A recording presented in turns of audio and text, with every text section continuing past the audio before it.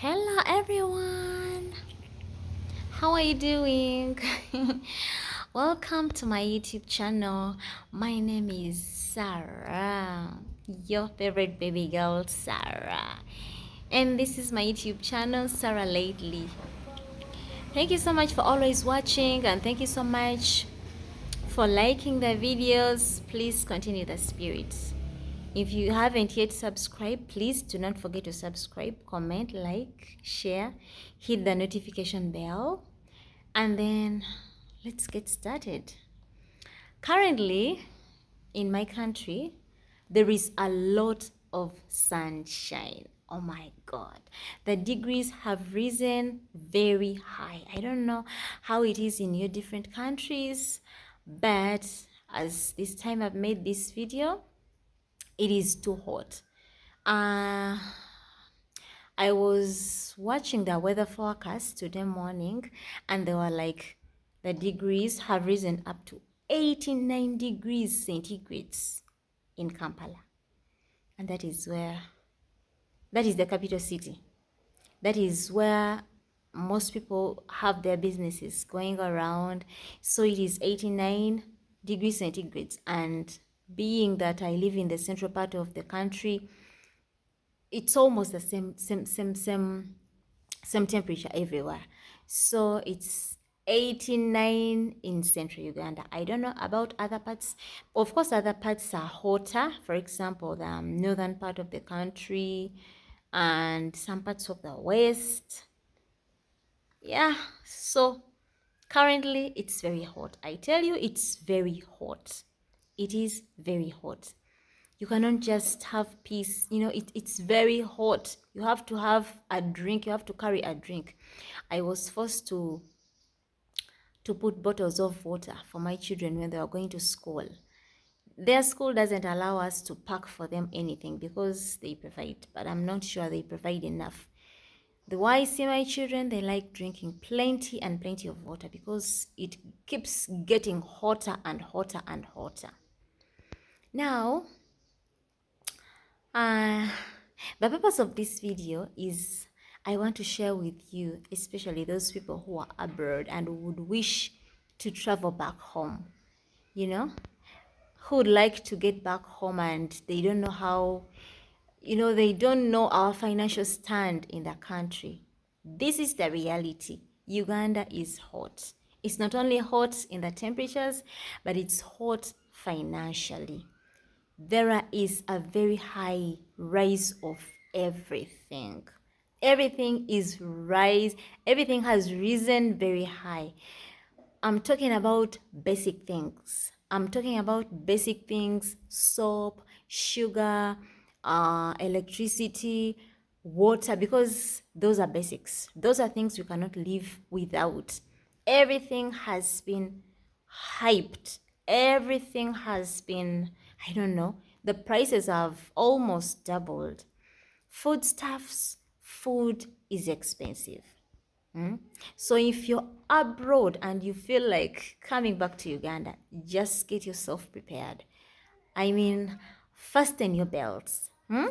Fasten your belts because it's really hotter than hot. For example, people who are in the UK, in the US, or any other European countries, or any other country, they may regard Uganda as, it's a third world country, true, but the prices of everything are high. I can't thank God enough that our country is an agricultural country. Otherwise, the prices of everything have gone high, but the prices of food, at least they have gone high, but not so high that we can at least afford food. There are two things that I have realized in my country for the past, from the time we had our first lockdown, from that is 2020 up to now 2025. There are so many things that have changed. Put aside the prices of everything, but there are some things that have changed that I'll be discussing with you in this video. And number one is cultural shift. As you all know, Uganda is one of those countries that preserve their culture. Like, we love our culture so much. We treasure it so much. Like, we are actually very disciplined people. We are very disciplined people. But with this economy, with this inflation, with the prices high, rising every now and then, and no one is there to help us. You know, we are not like those European countries or countries of the whites that at least when prices of this and this get high, so and so the government is going to come in and help. No one is going to help us, and no one is helping us. Whatever you want, you have to work hard for it. It is you to work hard. So back to my point, culture shift. Before 2020, we usually had this thing of you can visit your friends randomly without even making a call.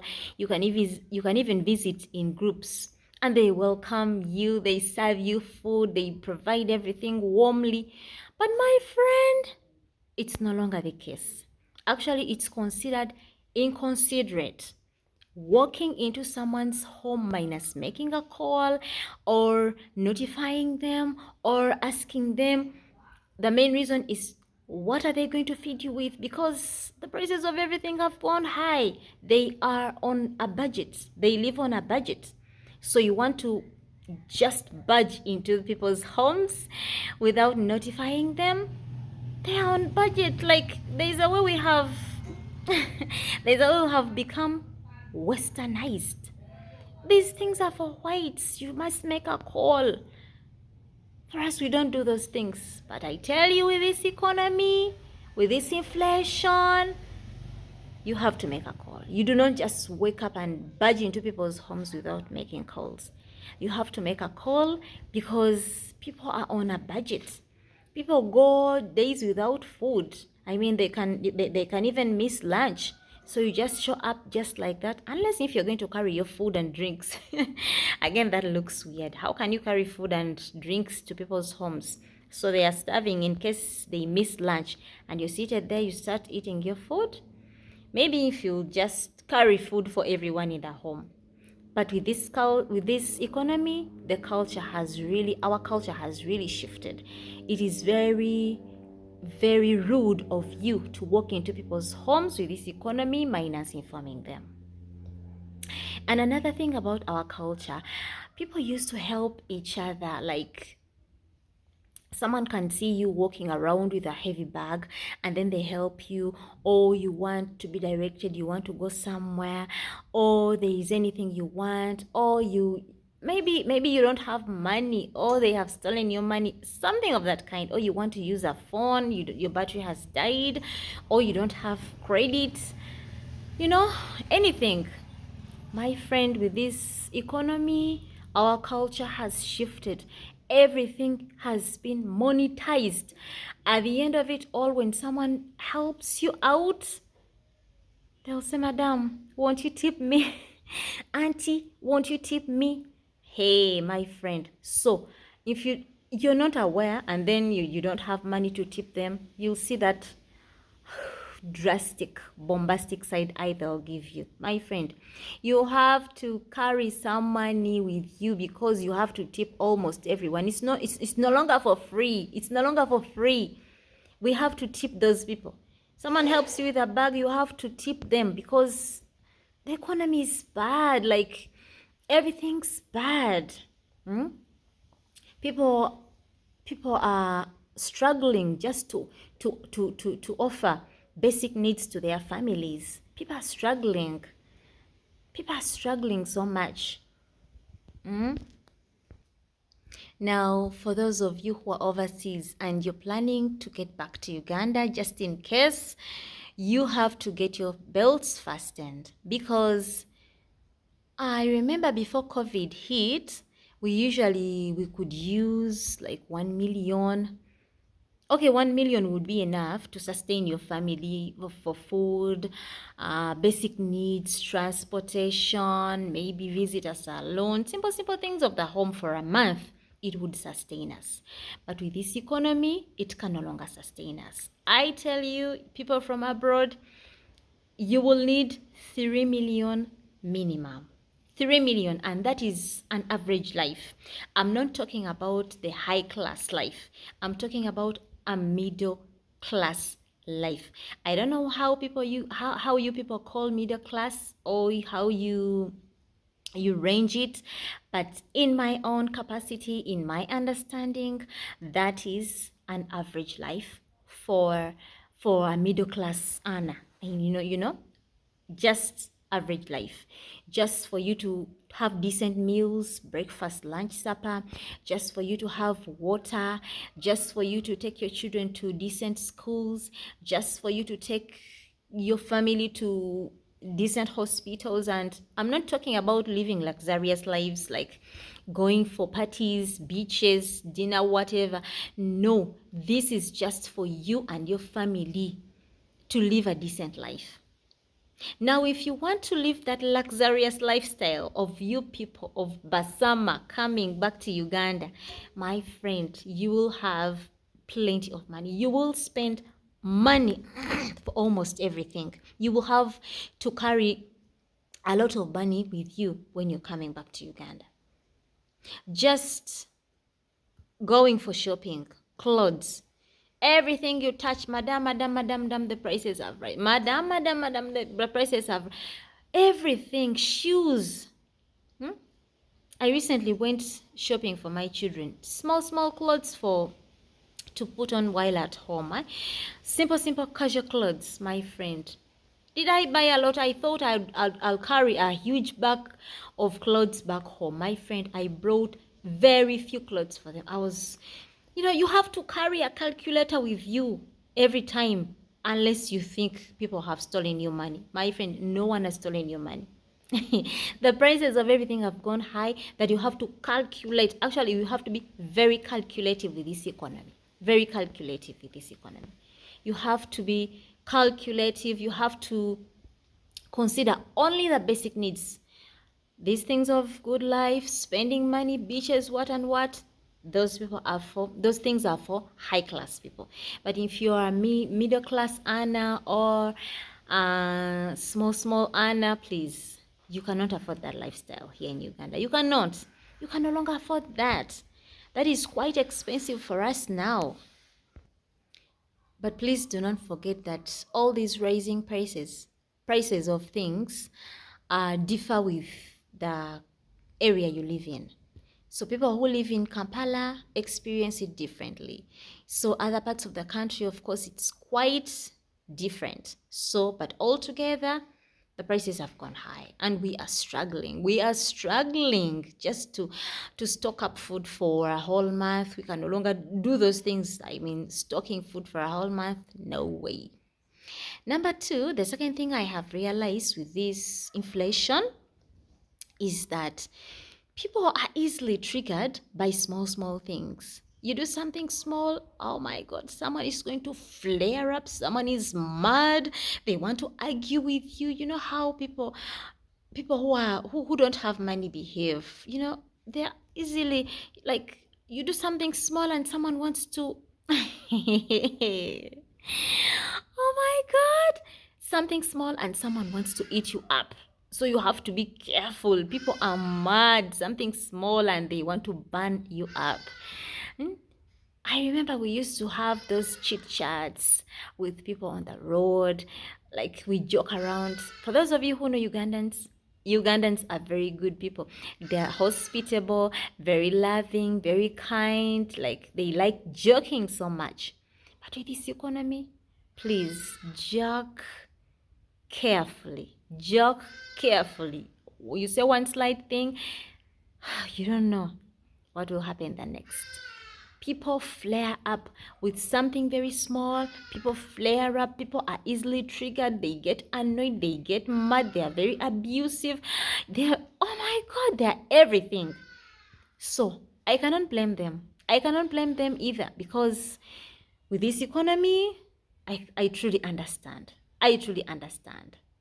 And uh, and you and if you are really hoping or planning to come back to Uganda, you should make sure that you carry plenty of money, because Uganda is hotter than hot. And then I sympathize with these people who have husbands or guardians overseas, like people who send them money. Someone will think you're cheating or taking their money for granted, like you're overspending the money. People are not overspending their money. The country is hotter than hot. Things are very pricey. Fuel, just basic things. People are very broke, like, and no one is there to help, because the government keeps on just sacking, like no one cares. It's not like in those European countries. Here you have to work hard for everything. But of course, there are so many things we have to thank God for, especially the provision of food, constant provision of food. Otherwise, it would be very difficult for us to survive. At least you have food. At least people grow food in their gardens. There is food for us to eat. Then the rest we can juggle. If you have two clothes, you can put them on like interchangeably.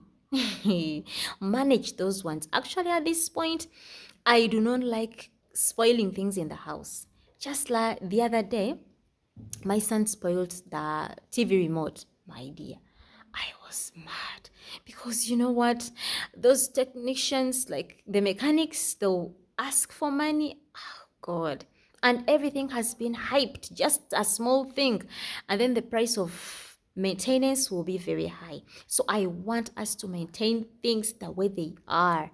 There are no these things of spoiling, so and so spoil this. No, no, no, we have to maintain. Even clothes, you don't have to spoil things. Even clothes, you have to maintain them. This is an era of maintenance era. We are not spoiling, we are not living luxurious lifestyles, but we are maintaining properly what we have. I really hope you have found this video very helpful for those of you who are overseas and planning to come back to Uganda.